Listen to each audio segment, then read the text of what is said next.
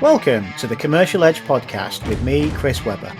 Come and enjoy a virtual coffee while I share my experience and ideas that could help you overcome difficult people at work. I share my thinking and insights so that you can find new ways to overcome challenges and gain a commercial edge and unleash the power of people. I recorded an episode recently where I talked about pre-mortem. Pre-mortem being the fact that you look from the future into what can go wrong in a project and a plan to try and change the way you think, to try and change the way you look at the world. What I'm going to do in this episode is apply that same kind of thinking to professional services companies and businesses today. I've just been thinking a lot about what does the future of organizations look like if we adopt AI the way that people are doing right now. And I think it's worth looking at what do we need from our people, and therefore what do we need to set in the organization? Because I see conflict. I see difficult people in leadership within organizations who are, through the way that they are operating, through the way that they are thinking, through the traditions that they have, are creating conflict with the next generation of leaders. And I think it's worth talking about.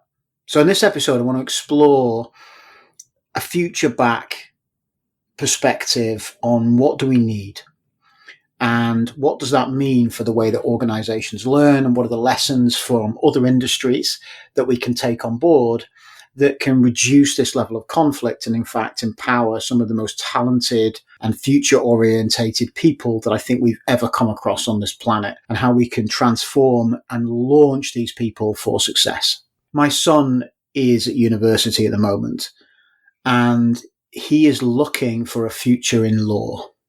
He's really interested in taking on a law degree, and that's exciting and it's powerful. But law is not the profession that it was in the future. So if we think about the next 5 to 10 years of law, it is definitely not what the last 5 to 10 years of law was. And so he will be entering the workforce in about 5 years' time, looking for a place in a law company. And what I'm reading is that a lot of those positions will not exist in 5 years' time, because the use of AI is changing how law firms are operating. The traditional routes for learning the trade and becoming a lawyer no longer exist. Artificial intelligence, technology is allowing research like no other. So the hours spent in libraries looking through law books, looking through cases, looking through precedents is no longer happening or is no longer necessary. The drafting of terms and contracts that would have taken ages and would hone the skills of juniors as they practiced doing this can be outsourced and automated through artificial intelligence. And so these ways that juniors learned are disappearing. And I had dinner with a friend of mine a few months ago who works in a consulting firm. The same challenge is happening. He is saying that a lot of work that used to be farmed out to juniors, that was done by junior members of staff as a way of helping them embed themselves in the sector, helping them understand how the business worked, exposing them to client meetings, a lot of that is being farmed out. Simple things like notes taking. You can use AI now to join a meeting, to record that meeting and then summarize that meeting. Juniors used to go and listen to meetings, participate in the meeting, pay attention to what was being had, and then expect to write the notes from that meeting. It's not happening now, or it doesn't need to happen, certainly in the next 5 to 10 years' time. So how are they going to learn? What are they going to watch? And the more important element is, how do we teach what we need from these people? There's a gap.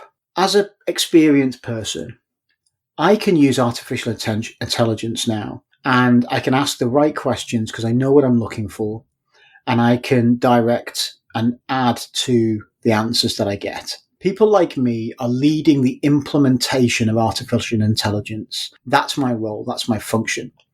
But I'm expecting the next generation of people to lead the use of artificial intelligence. And that's not what they're learning at university right now. That's not what they're learning when they come into the business, into the organization. They are still being, taught traditional things. And the power of information is becoming less and less valuable. Even in my time at work, 25 years, the power of learning facts and the importance of learning facts has disappeared. The internet has changed all of that, and artificial intelligence is making that even worse. We can now find almost anything through a search, through asking the right questions. Remembering stuff is not valuable. So what are we looking for? Who are we looking for to lead our organizations? And it comes back to where I think the future of business is, which is a partnership between artificial intelligence and humanity. I read a book quite a few years ago by Hannah Fry, and it's called Hello World. And she talks about artificial intelligence and computerization. Probably out of date now because it was written 5 years ago. But the message that I took from that book was that AI does some stuff that is really valuable for us. It can analyze huge amounts of data very quickly and pick out patterns and make recommendations and suggestions. It doesn't get bored. So it will repeat tasks again and again and again. And that's things that we are not good at. We are not good at picking out patterns and huge amounts of data because we are biased. We are not good at repetitive tasks because we get bored quickly. What humans are great at is collaborating. Our superpower through the whole of time has been our ability to collaborate with other humans, to share information, to share lessons, to build teams, to connect with people, influence people, create communities, share, build, and exploit. And we've done that wonderfully well. That's our superpower. But businesses today still struggle with really teaching people these skills. We rely on people to learn them as they go along. Now, we've got away with that because we've also had to balance the need for learning information, gathering information, and using that information. There's still been space for us to empower and promote people who are brilliant at remembering stuff. We sometimes have leaders who are great at innovation, at creating stuff. And we've kind of escaped the need for really developing and honing skills. But conversely, as technologies become more present in our lives, more used in our lives, there's a state of disconnection. We are becoming less skilled. So if we look at the younger generation, they are less confident and less skilled with human interactions. They're less able to overcome conflicts in groups. They're less able to lead and influence each other and build true connections. Their connections tend to be more tentative. They do build communities, but online communities are not the same as being stuck in a room and working with somebody, trying to solve problems. Online communities, we've got this issue of cancel culture, or if you don't like what's being said, then you can exit, you can block people. They're not as good as older generations at overcoming interpersonal difficulties, dealing with difficult conversations, influencing each other and connecting. And that's what I care about, and that's where the opportunity is. And what I worry about is a generation of people whose value from what they know is declining because we can replace that with intelligence, but also who don't have the skills to build the teams, to lead the organizations, to create the value that we need in the future. If you're thinking about a company in 5 years' time, the hourly rate that you might charge as a consulting firm, as an advertising company, as a whatever service industry is going to decline because you can't bill by the hour when you're using AI to automate and create stuff. What's going to happen is you're going to have to think and focus on the value that you add. The skill will be using AI to create content, to do research, to find information, but then to enrich it with your team, to make it yours, to make it personal, to make it unique, to build on it in ways that we haven't been used to because we've been so focused on the creation of the content. And so the firm that does the best, that stands out, are not the ones who build the most hours, but the ones who drive the most value, who create the most quality who are the most creative, who leverage the power of the people that they have to build on the original content.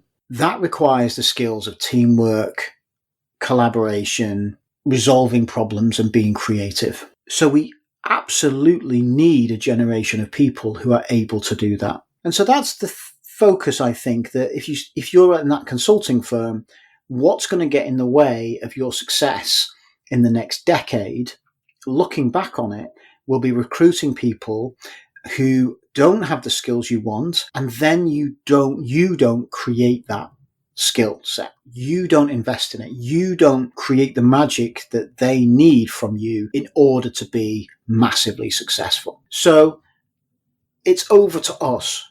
So where are the lessons? What can we do? Because it's not coming out of university. Universities and schools are not changing anytime soon. We've lived in what I think is a Victorian era of education for too long, that we stick in classrooms. We're still very academic in our approach. That needs to change, but I don't think it's going to change quickly. I think the change will come when organizations choose to change the way that they educate people who come into their business. And I use education in the right context there. I mean educate. My dad used to fix TVs. And when I was a child, we would get in the car and we would go to people's houses who would pay him to come and fix their TV. Not something you need to do today. And he would take the back off a TV, he would pull out parts and components, and he would see what was wrong and see what the problem was. He'd replace it, he'd repair it, he'd fix it.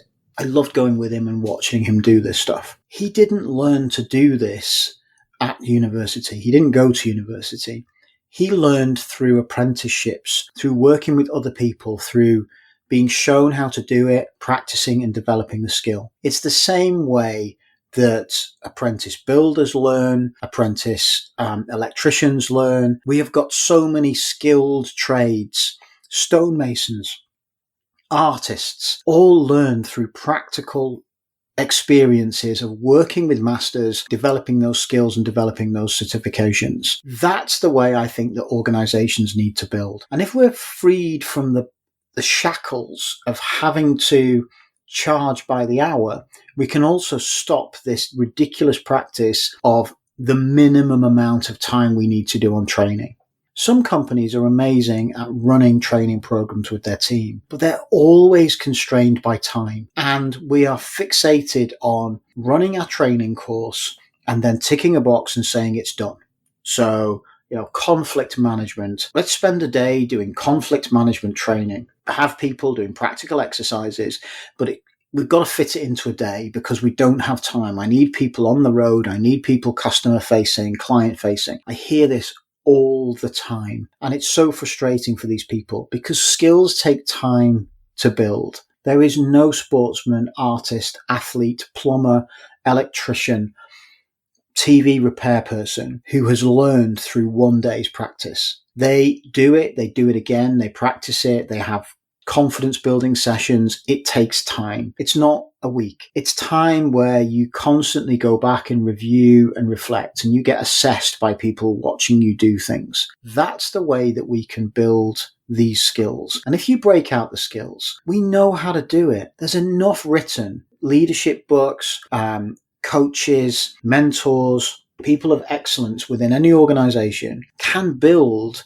a curriculum of what the skills that they need, and they can allow people to practice and build and reach steady state. We're just missing the time that it needs to develop it. I ran a program last week and some very experienced salespeople were on the program, and feedback from it was, there was nothing really new here. So, it was great to refresh. And do you know what? I take that as a compliment. I deliberately make things simple.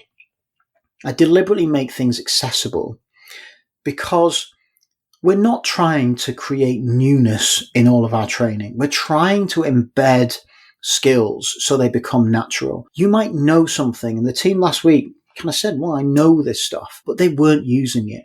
In all of the exercises that I asked people to do, they did not naturally embed the things that we were talking about. And the things we're talking about was building trust enough so someone would pay attention to what you're saying and see you as someone they want to work with. Using strategies to understand what their problem was and then to present your solution in a structured way with influence and with confidence. Not rocket science. Well, yeah, because I can Google how to build a rocket, but enough skill that they had to build it in and understand it. And that's the gap.